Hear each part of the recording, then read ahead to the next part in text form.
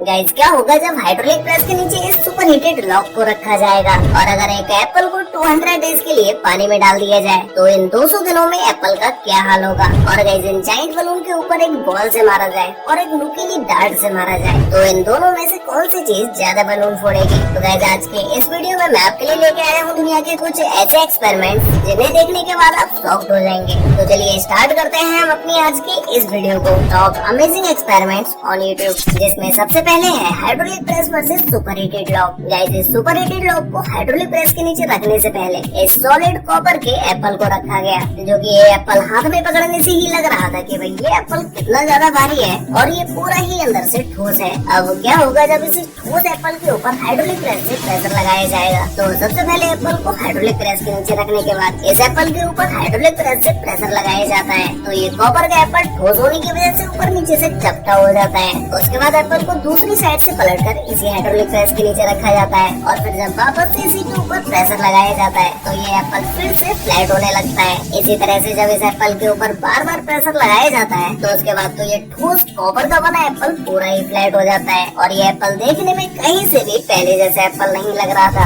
अब गाइस जब hydraulic press के नीचे एक बाउंसिंग बॉल को रखा जाता है, अब आप में से कुछ लोग ऐसे होंगे जो कि इस बाउंसिंग बॉल के बारे में नहीं जानते होंगे, तो उन्हें मैं बता दूं कि ये बाउंसिंग बॉल एक ऐसी बॉल होती है जिसको अगर आप जमीन पर मारते हैं तो ये बॉल बहुत ही तेजी से ऊपर की तरफ चली जाती है। ऐसे गाइस जब इसी बॉल को हाइड्रोलिक प्रेस के नीचे रखा जाता है तो हाइड्रोलिक प्रेस के प्रेशर के आगे ये बॉल टिक ही नहीं पाती है और प्रेशर लगते लगते ये बॉल इतनी ज्यादा फ्लैट हो जाती है कि कुछ ही सेकंड्स में इसके छोटे छोटे पार्ट्स हाइड्रोलिक प्रेस से बाहर आने लगते हैं। मतलब कि इस बाउंसिंग बॉल के लाखों करोड़ों टुकड़े हो जाते हैं। ऐसे ही जब इस स्ट्रेस बॉल को इसी हाइड्रोलिक प्रेस के नीचे रखा जाता है उसके बाद इस बॉल के ऊपर प्रेशर लगाने के बाद ये बॉल एक साइड से निकलकर पूरी ही रेड हो जाती है और इसे देखते हुए ऐसा लग रहा था मानो कि किसी पिंपल का रेड हिस्सा बाहर निकला हुआ हो। जिसके बाद हाइड्रोलिक प्रेस से इसके ऊपर हाई प्रेशर लगने के बाद भी ये बॉल नहीं फटती है और फिर इसके बाद जब इस बॉल को चाकू से काटा जाता है तो इस बॉल के अंदर भरा हुआ फ्लूइड बाहर आने लगता है। अब गाइस जब इसी हाइड्रोलिक प्रेस के नीचे एक लॉक को रखा जाता है जो कि ये लॉक प्योर मेटल का बना होता है,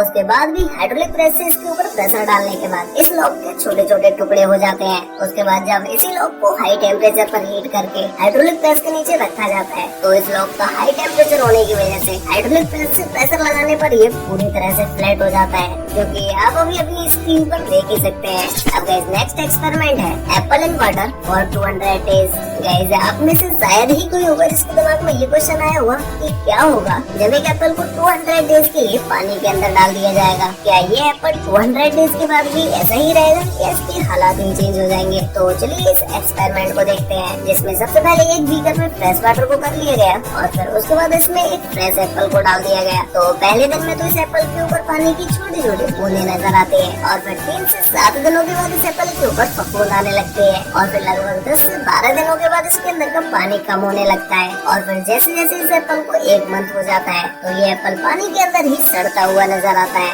और फिर 1 महीने के बाद जब इस एप्पल का एक हिस्सा पानी के बाहर होता है और दूसरा हिस्सा पानी के अंदर होता है तो जो हिस्सा पानी के बाहर होता है उसमें कीड़े लगने लगते हैं और ये सिर्फ ऊपर से सड़ निकलने भी लगता है। जिसके बाद धीमे धीमे इसके अंदर बहुत सारे बैक्टीरिया हो जाते हैं जो कि इस पूरे एप्पल को ही सड़ाना शुरू कर देते हैं और फिर लगभग 100 दिनों के बाद ये एप्पल ऑलमोस्ट सड़ ही जाता है। इसमें बहुत सारे छोटे छोटे कीड़े भी लग जाते हैं और इसके अंदर का पानी भी धीमे धीमे सूखता चला जाता है और फिर जैसे जैसे इस एप्पल के 200 डेज कम्प्लीट होते हैं उसके बाद जब इस एप्पल की हालत देखी जाती है तो वो कुछ ऐसी होती है, मतलब कि ये एप्पल पूरी तरह से सड़ जाता है। अब गाइस आप लोग मुझे कमेंट करके बताओ कि अगर इसे पानी में न होकर जमीन पर होता तो क्या ये इतने दिनों तक सरवाइव कर पाता। नेक्स्ट है threading machine versus coconut. Guys threading machine के बारे में तो हम सभी लोग जानते ही हैं। ये एक ऐसी मशीन होती है जिसके अंदर अगर आप कोई भी चीज डालते हैं तो ये मशीन उसको छोटे छोटे टुकड़ों में काट देती है। तो ऐसे ही जब इस थ्रेडिंग मशीन के अंदर इस गोल्ड स्लाइम को डाला गया तो गाइस ये स्लाइम बहुत ही ज्यादा सॉफ्ट होता है। जब इसे थ्रेडिंग मशीन में डाला गया तो फिर तो इस स्लाइम के भी छोटे छोटे टुकड़े हो जाते हैं और ये स्लाइम थ्रेडिंग मशीन में कटता हुआ बहुत ही ज्यादा सेटिस्फाइंग भी लगता है। ऐसे ही जब इस चलती हुई थ्रेडर मशीन के ऊपर मेल्टेड एल्यूमिनियम को डाला जाए तो क्या ये थ्रेडर मशीन पिघल जाएगी या इसके ऊपर इस मेल्टेड एल्यूमिनियम का कोई भी फर्क नहीं पड़ेगा। तो सबसे पहले एल्यूमिनियम को हाई टेम्परेचर पर गर्म करके उसे मेल्ट कर लिया जाता है, जिसके बाद ये मेल्टेड एल्यूमिनियम मेल्ट होने के बाद कुछ ऐसा दिखाई देता है और फिर जब इसे पकड़कर थ्रेडर मशीन के ऊपर डाला जाता है तो थ्रेडर मशीन के ऊपर तो इस एल्यूमिनियम का कोई भी फर्क नहीं पड़ता है, लेकिन कुछ कुछ जगहों ऊपर ये एल्यूमिनियम मशीन के ऊपर चिपक जाता है और ये मेल्टेड एल्यूमिनियम का टेम्परेचर बहुत ही ज्यादा हाई होने की वजह से